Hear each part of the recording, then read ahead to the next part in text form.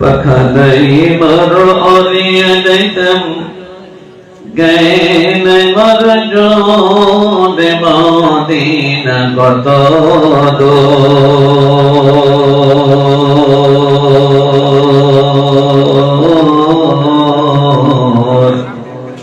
je jagate gumaya sinnuna ala nur pakhanai mar'ur yadaitam gain marjo de madina koto dor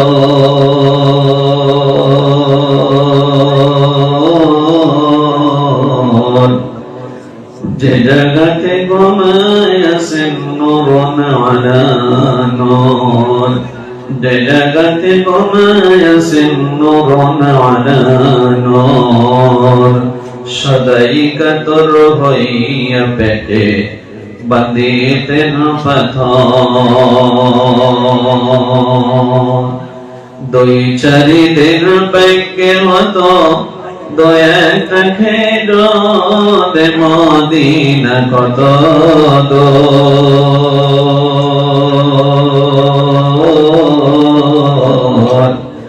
যে জায়গাতে ঘুমায়া সিন্নুরুন আলা নূর যে জায়গাতে ঘুমায়া সিন্নুরুন আলা নূর যে জায়গাতে ঘুমায়া সিন্নুরুন আলা নূর।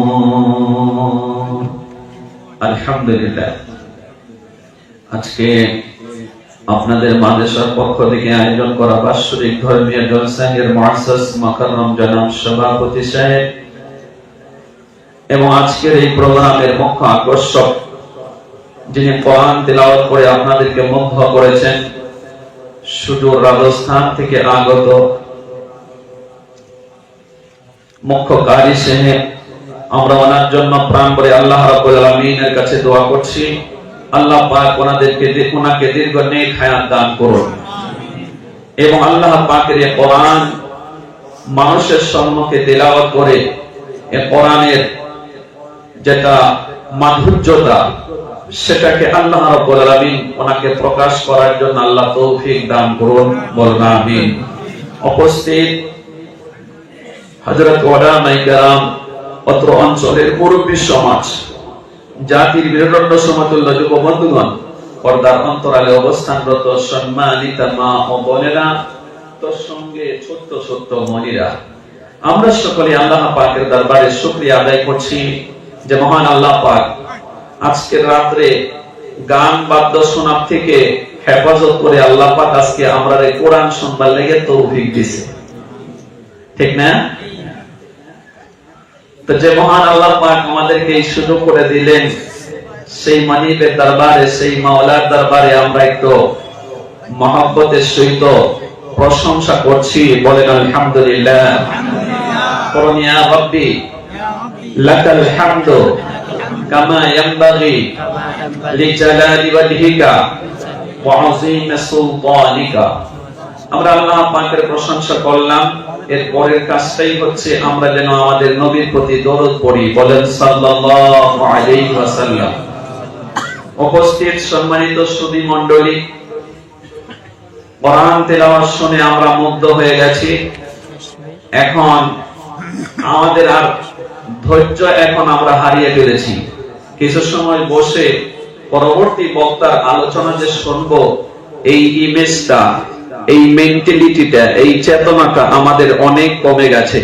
কমে যাওয়ারই কারণ সারাদিন আমরা কাজকর্ম, বিভিন্ন কাজে, সাংসারিক কাজে আমরা ব্যস্ত এবং পরিশ্রম করেছিলাম। যখন রাত পেয়েছি, এ রাতে আমরা আরাম করব, সেহেতু এখন আর অত লং টাইম কথা শোনার আমাদের মেন্টালিটি নেই। আর না হওয়ার বাস্তব রূপ দেখা যাচ্ছে। যখন কারি সাহেব তিলাওয়াত করছিলেন তখন মাহফিল ভরপুর ছিল, এখন সংখ্যা কমে গেছে। এই সংখ্যা দেখেই আমরা বুঝতে পারছি যে আমাদের এতটা সময় আর দেরি করার বা অপেক্ষা করার আমাদের যেটা শক্তি, সেটা কিন্তু আমরা অনেকটাই হারিয়ে ফেলেছি। কথা বলেন ঠিক কিনা? অতএব আমি একটু অসুস্থ লোক, পাশাপাশি আমার বাড়িতে ফোন এসছে, আমার ছোট্ট মেয়ে খুব অসুস্থ হয়ে গেছে, ঠান্ডা লেগে কফের মতন হয়ে গেছে, জ্বর এসেছে। সে তো আমাকে বারবার ফোন দিচ্ছে, আপনি তাড়াতাড়ি চলে আসেন। তো আমার ছেলে, প্রথম হলো ছেলে 15 বছর, কোরআনের হাফিজ হয়ে আজমল সুপার 40-তে ক্লাস 8-এ পড়াশোনা করছে। বাড়িতে দুটো মেয়ে এবং বিবি। বড় মেয়েটার বয়স হলো 7, ছোটটার 4.5 বছর বয়স। তো সেহেতু একটু তাড়াতাড়ি আমি বাসায় পৌঁছাতে পারলেই ভালো। তাই আমিও আপনাদেরকে বেশি সময় কষ্ট দেব না, খুব স্বল্প সময়ের ভিতরে আমরা আলোচনার মাধ্যমে আমরা আমাদের প্রোগ্রামকে শেষ করার চেষ্টা করব। ওয়া তাওফীকি ইল্লা বিল্লাহ, আলাইহি তাওয়াক্কালতু ওয়া ইলাইহি উনীব। সুবহানাকা লা ইলমা লানা ইল্লা মা 'আল্লামতানা ইন্নাকা আনতাল আলীমুল হাকীম। رب اشرح لي صدري ويسر لي امري واحلل عقدة من لساني يفقهوا قولي ربي زدني علما ربي زدني علما ربي زدني علما। আসুন আমি আপনাদের সম্মুখে কোরআনে কারীম থেকে দুটো আয়াত তিলাওয়াত করেছি। এত সময় তো কারি সাহেবের কাছ থেকে আপনারা যে তিলাওয়াত শুনলেন, এই তিলাওয়াতে আমরা সওয়াব প্রাপ্ত হয়েছি, আমরা মুগ্ধ হয়েছি। কিন্তু এই তিলাওয়াত যিনি করেছেন, যতটা আয়াত তিলাওয়াত করেছেন, এর মিনিং, এর তরজমা, এর তাৎপর্য, এর ব্যাখ্যা, এর তাফসীর আমাদের জানা নেই। কারণ কোরআনটা হচ্ছে আল্লাহ পাকের যে নাজিল করেছেন, সেই কোরআনকে নাজিল করতে গিয়ে যে ল্যাঙ্গুয়েজটা আল্লাহ পাক এনেছেন সেটা হলো আরবি জবান, আরবি ভাষা, ঠিক না? আর আমাদের ভাষা বাংলা, অসমিয়া, হিন্দি, উর্দু, এগুলো আমরা কিছু কিছু বলতে পারি। কিন্তু আল্লাহ কোরআন, আপনাকে যদি বলা হয় আপনি বলেন তো এখান থেকে আপনি কোথায় যাবেন, আপনি এখান থেকে টাউনে যাবেন, নওগাঁও টাউনে যাবেন, এটা আপনি আরবিক ভাষায় বলেন তো, এখানে আমরা যারা উপস্থিত আছি একবারে 0 নাম্বার নিয়ে আমরা ফেল করব। কথা বলেন ঠিক না? যদি বলতে বলা হয় আপনি এই কথাটা আরবিক ভাষায় বলেন যে আমি এখান থেকে নওগাঁও যাব, খালি অতটুক যদি বলতে বলা হয়, আমাদের সম্মুখে যা শ্রোতা আছে এরা বড় বড়, এরকম বড় বড় ডিম নিয়ে ফেল করবে। কথা বলছেন না কেন? একটা হলো হাঁসের ডিম বড়, ওর চাইতে রাজার হাঁস আছে না, রাজহাঁস, ওর ডিম আরো বড়, এরকম রাজার হাঁসের ডিম নিয়ে ফেল করবে। কথা কি ঠিক বললাম নাকি ভুল বলেছি? আল্লাহ কোরআন আরবি ভাষা, এখানে কি বলা হচ্ছে আমরা বুঝি না। আমাদের ওখানে এক মাস্টার বাবু, তিনি পড়াশোনা করছেন এবং প্রাইমারির মাস্টার। তো মাস্টার হয়ে তিনি বাচ্চাদেরকে পড়াতেন, নিজে চাকরিতে নিয়োজিত ছিলেন।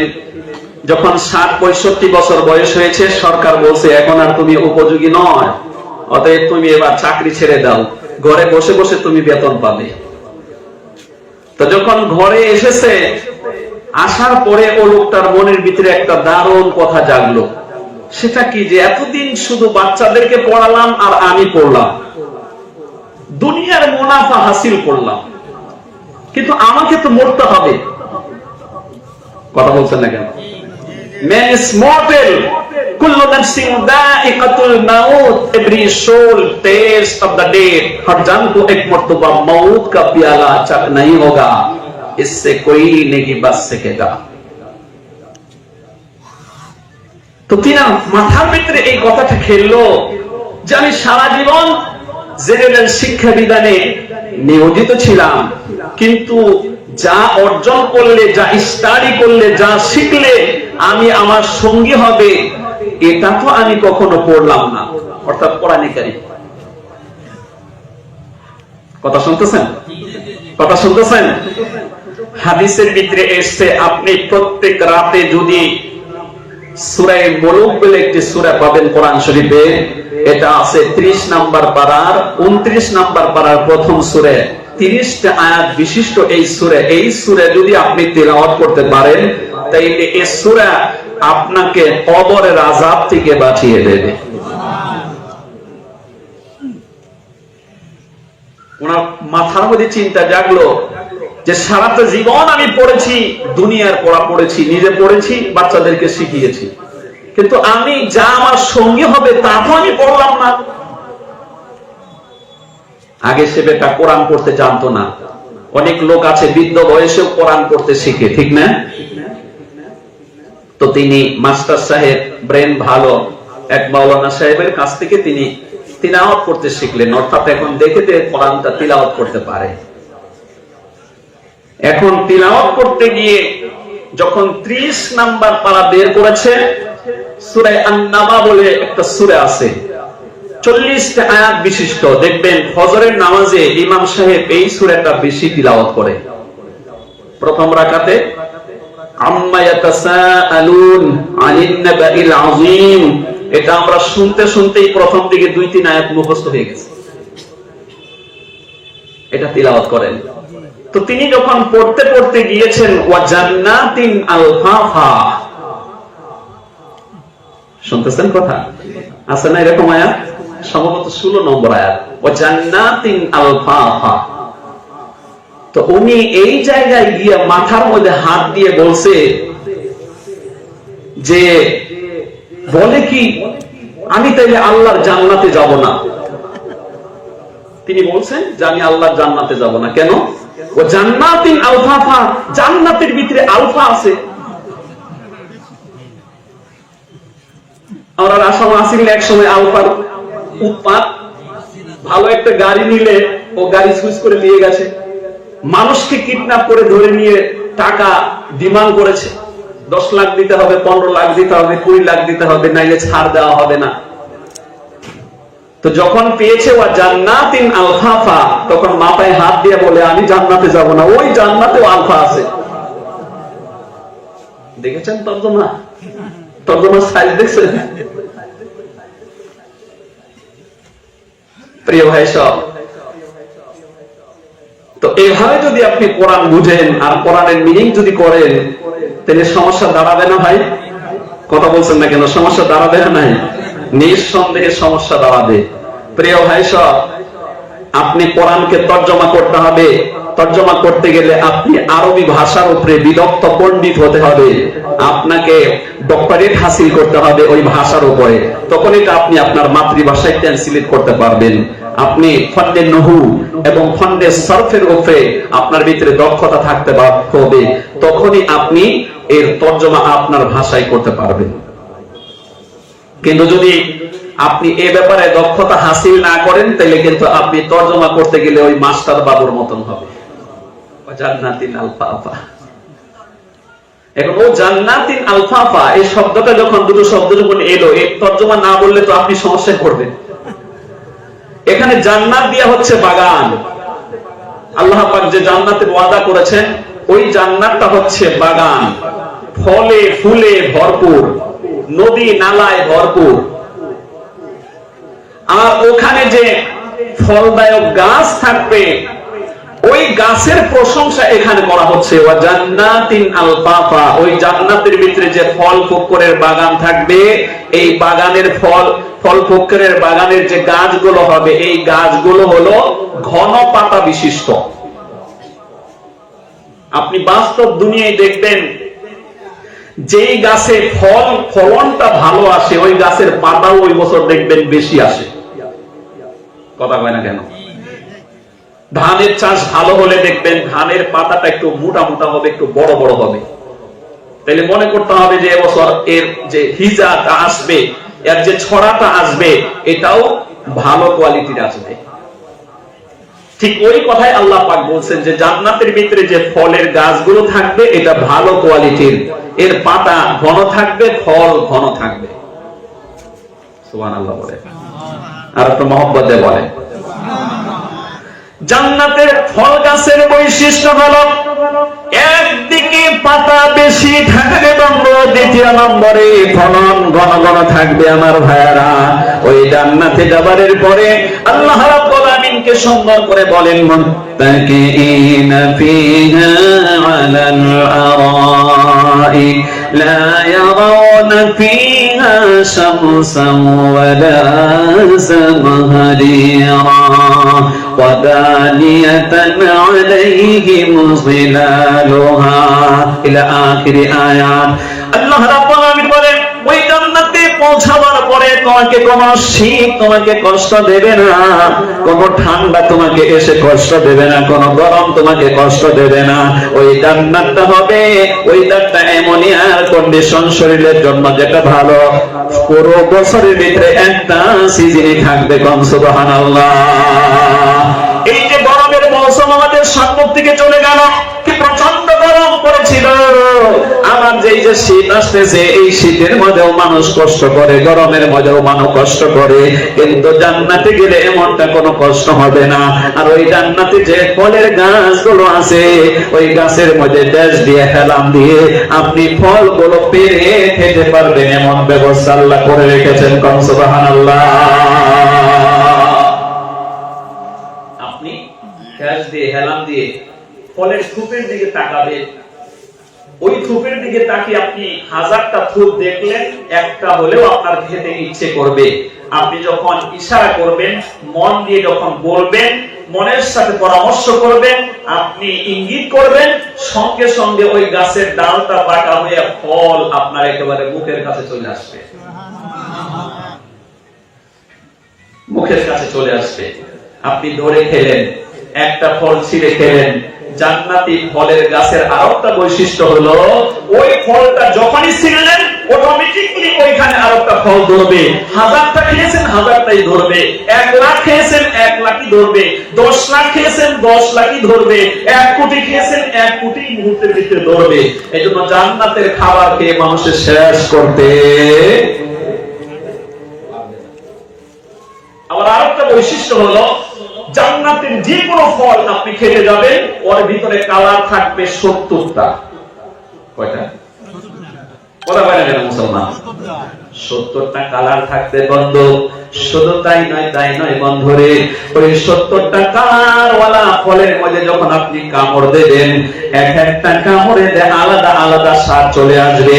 মিনিমাম 70 কোয়ালিটির একটা ফলের মধ্যে আল্লাহ স্বাদ রেখেছেন, কোন সুবহানাল্লাহ।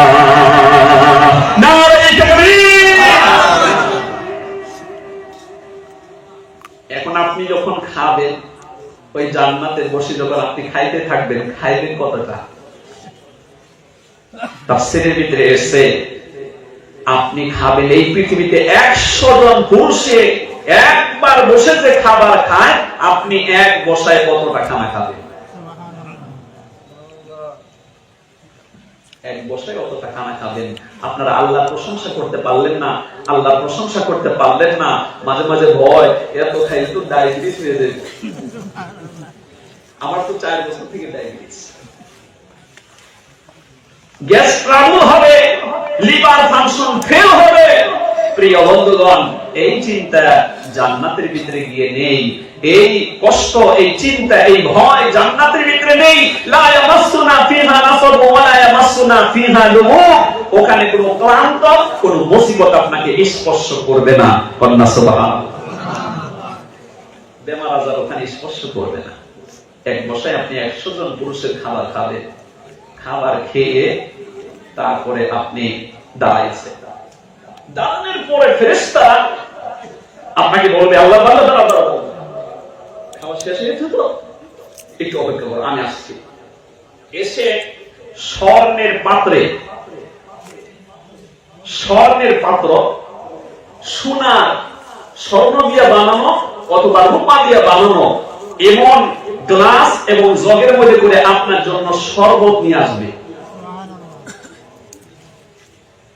এই সূরার ভিতরে এই কথাগুলো আছে। 21 নম্বর আয়াত, ওয়াসাকাহুম রাব্বুহুম শারাবান তাহুরা। লিল্লাহি তাকবীর, লিল্লাহি তাকবীর, লিল্লাহি তাকবীর, লিল্লাহি তাকবীর। আল্লাহ রাব্বুল আলামিন বলেন, ওই জান্নাতে আপনি যখন ফেরেশতা আপনাকে ডাকবে, বলবে, বান্দা খাওয়া তো তুমি কমপ্লিট করেছো, এবার একটু ড্রিঙ্ক করো, একটু শরবত পান করো। ওই শরবতের ভিতরে কয়েকটা কোয়ালিটি থাকবে। তার একটা কোয়ালিটি হলো, ওই শরবত খাওয়ার সাথে সাথে আপনি যত খাবার খেয়েছেন ওই খাবারগুলোকে হজম করে দেবে। কোন সুবহানাল্লাহ। নারে তাকবীর। এক নম্বরে ওই শরবতে আপনার যত খাবার খেয়েছেন সব সবগুলো মুহূর্তের ভিতরে হজম করে দেবে। আর দ্বিতীয় নম্বরে ওই শরবতের আরেকটা পাওয়ার আছে, ওই শরবত এত পবিত্র, ওটা খাওয়ার সাথে সাথে আপনাকে আরো পবিত্র করে দেবে। জোরে জোরে বলেন সুবহানাল্লাহ। নারায়ে তাকবীর। আপনি আবার দ্বিতীয় নম্বর খাবারের জন্য রেডি হতে পারেন। দেখবেন বিয়ে বাড়িতে কিছু যুবক আছে, ওরা দেখবেন প্রথম 3টা 4টা 5টা পর্যন্ত বৈঠক হয় পরপর। লোকেদের সংখ্যা বেশি কিন্তু বসার জায়গা শর্ট, সেহেতু 1 নাম্বার বৈঠক, 2 নাম্বার বৈঠক, 3 নাম্বার বৈঠক, 4 নাম্বার বৈঠক। কিছু যুবক পাবেন দেখবে ও 1 নাম্বারেও আছে, 2 নাম্বারেও আছে, 3 নম্বরে আছে, 4 নাম্বারেও রিলেটিভস আমাদের লেগে আছে না এরকম কথা কথা কেন মুসলমান কি আমরা নজরে এটা পড়ে না নাকি? সো কোথায় আমরা খালি হুজুরদের প্রতি সো হুজুর যদি স্পিড যায় কয় দিলে দাওয়াত পাইছি, আবার যদি আসতে যায় কয় দিলে কয়েক বাড়ি দেখাইছে লাগে 8% হুজুরের পাইছো ঠিকই, কিন্তু সাইবার যে এক যুবক বইয়ে খাইলো আমি এক বিয়ার মধ্যে দেখলাম, এটার বিনোদন নাই। কষ্ট পাইতেছেন? কষ্ট পাইতেছেন? কষ্ট পাইলো যে হক কথা কখনই লাগবো, উপায় নাই। আমার ভাইরা, ওই জান্নাতের ভিতরে আপনি একবার খেয়েছেন, সঙ্গে সঙ্গে আপনি যখন ঢেকুর দেবেন, 2টা কথা তাফসীরের ভিতরে এসেছে। ওই শরবত যখন আপনাকে খেতে দেবে, ওই শরবতের মুহূর্তের ভিতরে হজম করে দেবে। আর নাইলে বলা হয়েছে খাবারের পরে আপনি ঢেকুর দিয়ে দেবেন, ঢেকুর দেওয়ার সাথে সাথে আপনার খানা হজম। কিন্তু